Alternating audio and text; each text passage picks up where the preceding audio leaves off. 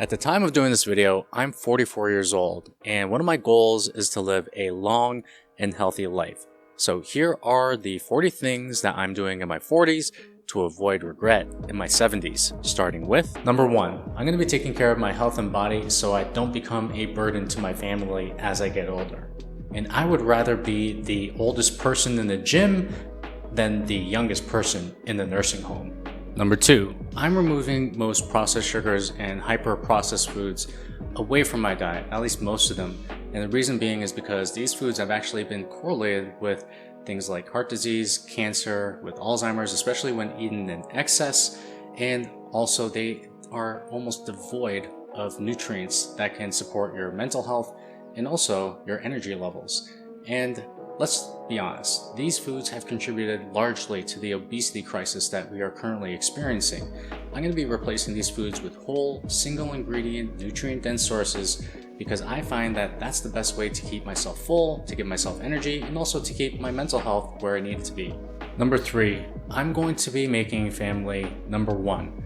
Something you have to realize is that work is work, but family is life. And I won't regret spending more time with my family, but I will regret working so hard that I missed a ballet recital. Number 4, I'm going to be training with weights using good form and progressive overload. Getting stronger and building muscle and maintaining muscle, especially as we age, is paramount to living a great quality of life. Number 5, this may sound morbid, but I am going to remind myself from time to time that I am going to die at some point. The reason I'm doing this is not to torture myself, but it is to act as a form of Parkinson's law. So anytime that I know that there is a deadline and there's all this stuff that I want to do and things that I gotta do, the idea that I'm going to die at some point, it just amplifies all of those things in terms of the speed of which I want to do these things. And to me, there is beauty in the finality of life. And anytime that you remind yourself that you are going to pass at some point, it really puts things into perspective for you. Number 6, I'm going to be adding 2 types of cardio exercises into my weekly workout routine. And it's going to be what I call conversational cardio and high intensity cardio. I'm using these specifically to improve my VO2 max because when it comes to cardiovascular exercise, it is one of the best tools at living longer, and VO2 max is correlated with living a long life. So conversational cardio is the type of cardio where you can do it where you're barely at the level of comfort where you can actually hold a conversation. This is also known as zone 2 cardio. I'm aiming for about 150 to 180 minutes a week of doing this type of cardio. And then once a week, I'm going to be doing something like sprinting or something like high intensity interval training in order to push my heart to its maximum capacity. It's kind of like heavy lifting for the heart. And I'm going to do this both in a safe way, in a way that promotes recovery, and in a way that also pushes my body to new heights. Number 7, I'm going to prepare myself as much as I can for the fact that the people I love dearest are going to pass at some point. In my 20s and 30s, I went to nothing but weddings and birthday parties. By the time I hit my 40s, the number of funerals that I've been to has accelerated. And this is all to say that you need to cherish the time that you have with your family members, with your loved ones, because you have to understand that it is not forever. You will not have them forever. And you have to really, really enjoy the time that you have together and really soak that in. Number 8, I'm going to remind myself that a 1-hour workout is 1/24th of the day. And I will aim to be active throughout the day, not just relying on my workout to provide all the activity that I need. And the amount of steps that I'm particularly aiming for is 7,500 to 8,000 steps per day. And this has been shown to be correlated with a 40% decrease in all-cause mortality, and just in general, it will make you feel better as a human being. Number 9, I'm doing something that is called a green box exercise, and this was made popular by this guy on Twitter named Michael Girdley. And the green box exercise is simple, especially if you have a family. You put everything that you need to in this green box. It's your will, it's everything to do with your assets, it's how to split up the money, it's what to do in the funeral. You want to make it clear and you want to make it easy for when you pass away, for whoever's going to be taking this box to take action on it and not have to guess and not have to deal with family squabbles of like things where it is clearly written out of what to do when you die. So that is why I'm doing the green box exercise. Number 10, I'm doing meditation for at least 5 minutes every single day. As little as 5 minutes a day has been shown to improve the areas of your brain known for emotional control and also to increase the amount of white and gray matter that you have. And the thing about meditation is the fact that it allows you to control the pause, or at least have greater control over the pause between stimulus and response. And one of the things that meditation allows me to do is it allows me to get really in touch with what is going on inside of me and the thoughts that I have. And this allows me to create better thoughts and to have deeper thoughts based on what I am seeing that's going on in my brain. So meditation to me is not necessarily about turning off your brain, it's about observing your brain. And doing this not only helps you relieve stress, it also helps you improve the health of your mind, but it also helps you deal with life a little bit better. Number 11, I'm going to be doing mobility stretches on a daily basis. So something you have to understand is that after the age of 30, we lose about 1% of our mobility and flexibility, especially as we age. And the thing about mobility training is it allows you to improve your movement capacity. It supports good joint health, and it just makes you have a better ability to move. So if I intend to live an active life, I need to supplement it with mobility training. Number 12, I am going to be training my mind for optimism and joy. Something that I notice with a lot of people, especially as they get older, is that they have a tendency, regardless of their life circumstances, to be bitter and pessimistic. And I've been studying the world's oldest living people. And one of the things that I realized that they all have in common is having a great mindset when it comes to life. It's not like they look at the world through rose-tinted glasses, but they do have a great perception to every single situation that happens in their life. And generally, they carry a demeanor that has a great sense of humor and that seeks joy in all of the things, especially the simple things. Number 13, I'm going to be practicing something that the Japanese call Hachi Bun, which means eating to 80% fullness. When you eat to 80% fullness, you're not eating to the point of being stuffed. This is going to be a net positive for your energy levels and also your digestion levels, and it serves as a really great habit to keep yourself lean. Number 14, I am investing heavily in the relationship with my wife. And the thing about relationships that you have to understand is that it's almost like its own organism. You have to take care of it, you have to feed it, you have to nurture it, and the grass is always going to be greener where you water it. Number 15, I'm going to be optimizing my diet for whole nutrient-dense sources of protein, just like this whole chicken that I just got at the farm. And the reason I'm doing that is because quality of life. As you age, you tend to lose muscle, and this actually correlates with people not eating enough protein for their needs. And something about muscle that you have to understand is that it keeps us functional. It keeps us moving. It keeps us avoidant of injuries. And you also want to make sure that you are optimizing for getting the right amount of protein into your body to facilitate keeping that muscle, especially as we age. I'm going to be aiming for 0.8 to 1 gram per ideal body weight, and that is what I'm going to be doing to make sure that I stay functional as I age.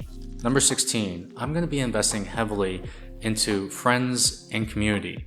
So I have been researching some of the oldest living people in the world. The one constant that I see with them is that they have a great community of friends that they see often, that they spend time with, and that enrich their lives to a large degree. And aside from living longer, having friends and having people to hang with, it's the bedrock of what makes us human. We are tribal individuals, and we thrive when we're in groups of people who share similar values and who make us laugh from time to time. So I know it's pretty obvious, but especially in modern times it needs to be said. Find yourself a group of friends, hang with them in person, and this is one of the best things that you can do in your life. Number 17, I'm going to listen to what my gut is telling me a lot more than what my mind is telling me. And a lot of times when you hit certain situations and when you're thinking about decisions, you try to bring logic into the equation, which is fine. But most times you have to also bring your gut sense of what you feel is right and what you feel is wrong. And anytime that I've trusted my gut, it has always worked out the right way. Anytime that I've kind of denied my gut or stopped listening to it, it has brought me into some pretty dark places. Number 18, every single day I'm going to be working on my mental gym. And this is a concept that I talked about in this video over here. And something I realize as I get older is that people fall into one of two groups. Group one is where most people go, which is to be more bitter and more pessimistic and more negative about life. And group number two is a little less crowded. It's where they see the world as happening for them instead of to them. They have a great demeanor and a great perception of all the situations that are happening around them. And something that we have to realize is that people are not born that way. This way is something that we train. And I can get into all the aspects of the mental gym, but it's just so much easier if you go to the video. You can check out my entire system around it, and that is the place to go if you want to learn about the mental gym. Number 19, I am going to be replacing worry with perspective. Something about worry is the fact that it is wasted energy.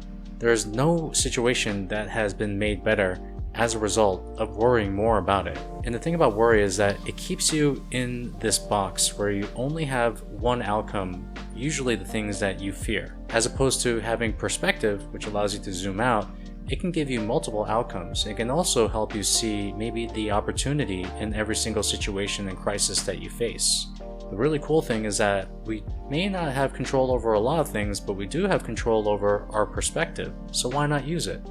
Number 20, I'm going to be seeking to have hard conversations as quickly as possible. So much regret and so much worry and so much anxiety comes from not saying the things that need to be said and not having the conversations that need to be had. So for your own peace of mind, anytime a hard conversation needs to be had, you need to have it just for your own sanity. Number 21, I am going to get to know my parents' history. Especially as I've gotten older, I've been able to have deeper conversations with my father, and he's actually coming down to my house and visiting us, and I'm going to be doing an entire podcast, not just for me, but for my family, to ask him the questions that we've always wanted to ask him. And the thing that we have to understand is that technology is great for things like this. I want my family to know where they came from. I want to know where I came from. And I want to immortalize this in a way that we can keep his memory alive in this video podcast form. So you don't have to do a podcast, but do get to know where your parents came from, and that'll give you so much perspective as to why they did the things that they did when they were raising you. Number 22, I'm going to be putting away my phone anytime that I need to be present with my family and my children. And I'm going to be putting it on most likely another floor of the house. And the reason why I want to do this is because the phone is a great tool, but it also acts as one of the biggest distractions that you can bring into your life. There is something about mindless scrolling, especially during the times that you feel an emotion or that you feel bored, and you want to take away that binky or kind of like the safety or security blanket of the phone and really bring presence to the times that need it most, which are especially with your kids and your family. So that is why I'm putting my phone away. Number 23, I am going to be chasing experiences over status items. The thing with items and the thing with placing your value on just buying more stuff is the fact that you have to take care of the stuff, and also you're kind of doing it to impress other people. So one of the things that you can take with you, especially to the point where you're on your deathbed, is going to be experiences that you've had with your loved ones. And I would put much more emphasis on that rather than trying to get myself a car to impress other people that I don't really care about. Number 24, I am severely limiting my alcohol intake. Now, I'm not opposed to sharing a glass of wine on the rare occasion with someone that I love. I do believe that the whole bonding experience around alcohol is valuable. But again, when it becomes a habit and when it becomes a crutch, that's when it becomes a problem. And especially for me, I have a tendency to just make something a consistent part of my life if I'm not careful. So that's why I'm really limiting my alcohol intake to very rare occasions where I think is going to be the perfect time to have a drink. Number 25, I'm going to be living in places that suit my personality. And one of the most important decisions that you're ever going to make is going to be the place that you choose to reside in. Some people like living by the water. Other people like living by the mountains. Other people like living by the forest. But you want to make sure that wherever you live, it's going to be a place that you actually enjoy being around, because living in a place that you hate, life's too short for that shit. Also, The community that you surround yourself with is going to be one of the most important parts to where you choose to live as well, even though it's raining right now. And you want to make sure that the people within that town or wherever you decide to live are going to be people that share the same values and people that you can get along with. So make sure that you choose wisely when it comes to the place that you choose to reside in, and I'm going to get out of this rain. 26. I'm fixing my sleep habits now so I can enjoy greater health in the future. Sleep is the best legal performance enhancing drug on the planet. It helps you remove waste, it helps you build muscle, it helps your body recover, it boosts your immune system, it helps you prevent dementia and Alzheimer's, especially as you get older. It can help you control your appetite. Understanding and fixing your sleep habits is going to be one of the best ways to compound health in the long run. One of the things I do recommend in order to improve your sleep is to get something like a Whoop band or an Oura ring. You want to have some way where you can quantify your sleep, because if there's anything that I know about sleep, it's the fact that it is one of the habits that actually gives you the most instant biofeedback based on what you did the night before. And one of the best ways to know if something's working is to track it. So I highly recommend getting a sleep tracker, at least for maybe using it for like 6 months or a year, and then that is going to go a long way in helping you improve the quality of your sleep. Number 27. I'm going to be focused on running my own race. It is so easy, especially in the social media generation, to look at what other people are doing when they're posting their highlights and telling you how much money they make and like how they look and all this kind of stuff. It's so easy to get bogged down with what other people are doing with their lives that it takes you away from climbing your own ladder. If you find yourself trying to strive for other people's goals, to strive for other people's lifestyles, and to strive for other people's impact on the world, what you're going to find is most times you're going to be climbing up the wrong ladder. And that is the greatest form of sunk cost fallacy, when you're climbing up a ladder and you realize it's the wrong one. So I'm going to make sure that I'm always turning to myself to ask myself whether or not the goal that I set is the one that I want or the one that other people want. Number 28, I'm getting coaches to shore up my biggest weaknesses and to help me get from point A to point B in the fastest amount of time. I find that learning happens in 3 stages. So learning happens where you're getting free information, say from things like social media or things from YouTube. You're taking those things, you're applying it. And then level 2 is where you're actually investing in courses and do-it-yourself courses where people have already figured out and already compiled the things that you want to compile and put it together in a place where you can apply it directly to whether it be your body or your business. And the best form of education, in my opinion, is coaching. Anytime that you can get a coach, they're the people that close the gap from where you are to where you want to be in the fastest time possible, because they not only come with the experience, but they also come with a heavy dose of accountability. So anytime that I feel I am weak in a certain part of my life or business or even family, I am going to get coaching around there to make sure that I get that part fixed as fast as humanly possible. Number 29, I'm going to learn how to invest my money. And this goes along with knowing how to save your money as well. So one of the things you have to understand is that your dollars are like little soldiers. They can go and do your bidding. They can go and multiply for you. So that is what investing is. It's the compounding effect of you being able to invest your money and grow it. And it just seems like one of those things that you should learn at least some point in your life so you can actually grow the amount of money that you have in your possession. Number 30, each year is going to be dedicated to learning a new skill. It could be playing an instrument, or in my case, it's learning how to make videos for YouTube. But anytime that you force your brain to learn new things, you are creating new neurons inside of your brain. You are keeping your brain healthy. It is a way of working at your brain to make sure that it is staying sharp, it is staying healthy, especially as you get older. And a lot of times you hear people say that you can't teach an old dog new tricks. Well, it's because the old dog has not learned a new trick in such a long period of time.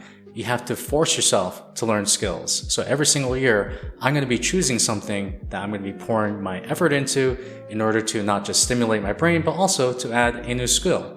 And also, playing Wonderwall on the ukulele sounds pretty cool. Number 31, I'm going to be saying no a lot more often to anything that takes my time away from the things that matter. And the things that matter to me are my family, my health, my relationships, and my career. Those are the only things that matter. Anything else that tries to get on top of that, I am saying no to, because especially as you get older, time compresses. You don't really have as much time, or think you have as much time as you did when you were in your 20s. And that is why you have to say no to things that don't matter, to things that don't correlate with your life's mission or with the things that you value, because most of the times they are a complete waste of time. Number 32, I'm going to do my best to avoid injuries, especially as I get older. So something you have to understand as we age is that our body's ability to recover, it starts to slow down. You don't heal as fast as you did when you were in your 20s. And this gets worse after you hit the ages of 60 and above. So this means if I'm going to be starting a new sport, let's just say it's like playing pickleball, I'm going to make sure that I'm not necessarily going to push myself to go full speed.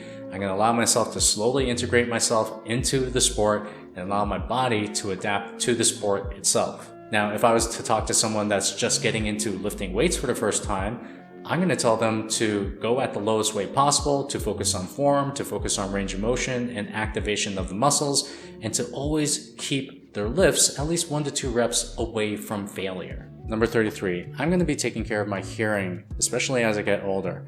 So in my 20s and 30s, I used to listen to music as loud as humanly possible. And I would put in my headphones in my car. I would also go to loud concerts without earplugs. And then this actually brought me a very severe case of tinnitus. Now, something you have to understand is that the ears don't heal themselves either. So if you actually have hearing loss, that is probably going to stick with you for the entirety of your life. So in my 40s, I'm really taking care of the volume of which I listen to things, and I'm really taking care of my hearing because I know I'm going to be needing it when I'm in my 70s. Number 34. Every single year, it's a great opportunity to not only add a good habit, but also take away a bad habit. I feel like if you do this throughout the course of anywhere between 2 to 3 to 5 to 10 years, that's about 20 ways that you can improve yourself. And if there's anything that we know about habits, is that number one, you don't want to be incorporating a whole slew of them, or else you're just going to get yourself confused. What you want to do is you want to implement them one at a time, and the best system that I found is choosing one that you want to move towards and also choosing one that you want to avoid. And if you do this enough times, you are going to be creating a fantastic life. I'm going to be doing something that I am interested in and that I am passionate about. The way in which I choose businesses and the things that I want to pour my effort and my power into is whether or not I can see myself being interested in learning about it for the next 10 years. And that is going to go a long way to make sure that you're not necessarily just doing this for the money. You're actually doing this because you're genuinely curious about the thing that you are trying to bring out there into the world. And it's just like this YouTube channel. I believe that for the next 10 years, if I just focus in on YouTube and learn the ins and outs, then I'm going to be in a pretty good spot. And I'm actually curious and I'm interested at what hits and what doesn't on YouTube. And I'm willing to spend the next decade of my life to figure out this particular platform. So you want to choose things that are correlated with the things that you're already interested in. And that goes a long way to making sure that you're staying motivated to always trying to improve at them, no matter what. Number 36, I'm going to drive down what I consider to be the number one success formula in anything that you choose to do, which is number one is to show up, and you add that with doing the work, and then you add that with always looking for ways to improve. And if you do these three things in succession, you commit to showing up, you commit to doing the work when you show up, and you look for ways to improve, there is something that can be said about the fact that you are doing something that 99% of people won't or can't do. And every time that you're looking for ways to improve, you are doing what we call Kaizen, which is always seeking improvement. And there's no limit to where you can take that formula. Number 37, I'm going to make sure every 6 months to a year, I'm going to be getting regular blood work done. It's not enough to look healthy or to look young. You want to see exactly what is underneath the surface to get a true reflection of what your health looks like. Also, the thing with blood work, especially if you get it done by the right people, is it can show you the right nutrients that you may be deficient in. And instead of getting like a multivitamin to try to fill out all these nutrients, you can actually just pinpoint the nutrients that you're deficient in through blood work in order to have full potential in terms of your health, your energy, and your capacity to focus and have clarity.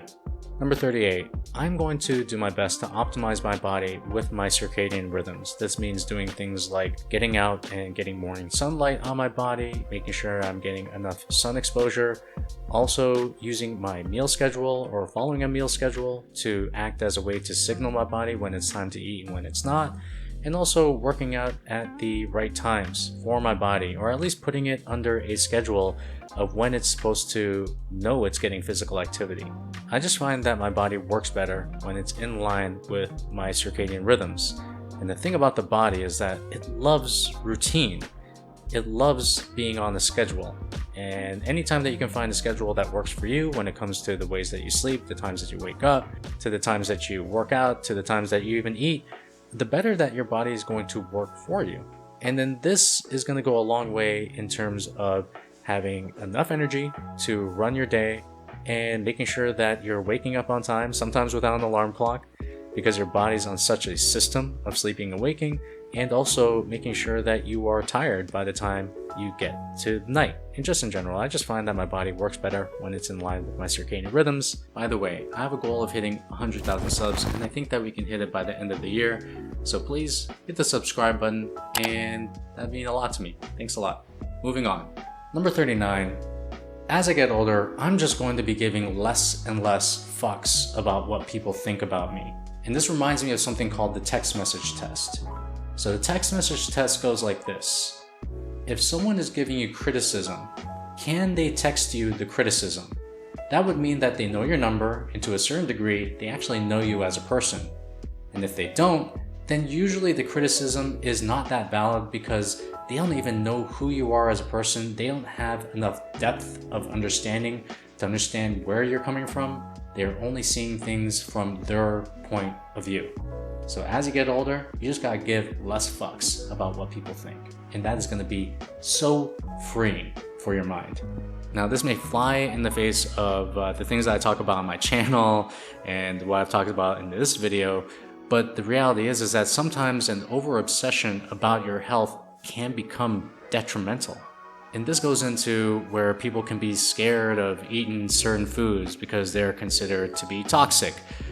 This could also lead people to having disordered eating by cutting out things that they actually like out of their diets, by cutting out actual food groups, by restricting themselves heavily by only eating one food group. And I want to make sure that I'm just not anxious about my health and the way that my body works. And everything that I talked about in this video are treated as habits and behaviors rather than they are things that I feel like I gotta do. And even if I do something that may be opposite to some of the things that I talk about in this list, I'm not gonna beat myself up for it. I'm human and I don't need to be perfect in order to be healthy, and neither do you. So I'm gonna be avoiding the aspect of taking my health too seriously, and I'm gonna make sure that I just focus on behaviors and the way that I feel, more so than trying to over-optimize every single part of my life. Now in his book Outlive, Peter Attia talks about something that is called the marginal decade. And the marginal decade is starting at the end. It's asking yourself, what do I want the last 10 years of my life to be like? And you consolidate it down to some pretty normal activities like being able to pick up your grandchild off of the ground without any pain, being able to walk upstairs, being able to drive a car, being able to put a luggage into the overhead compartment. And the things that I've talked about in this video are going to hopefully set me up for a fantastic marginal decade where I don't have to move with the assistance of others, where I don't have to be placed in the nursing home, where I can live my life on my terms. So like I said before, death to me is a feature, it's not a bug. And when used in the right way, it can help push us to create the things that we've always wanted to create and to do the things that we've always wanted to do. And it can also be used as a way of organizing our lives in a way to facilitate the best years, especially as we get older. So I hope you enjoyed this video as much as I enjoyed making it. And if you want to get more tips on how to get lean, how to boost energy, and how to live longer, then you might like my newsletter. It's where I talk to 275,000 high performers just like yourself. Every single week, we send out an email. So the link will be in the description below. And other than that, I'll see you on the next one.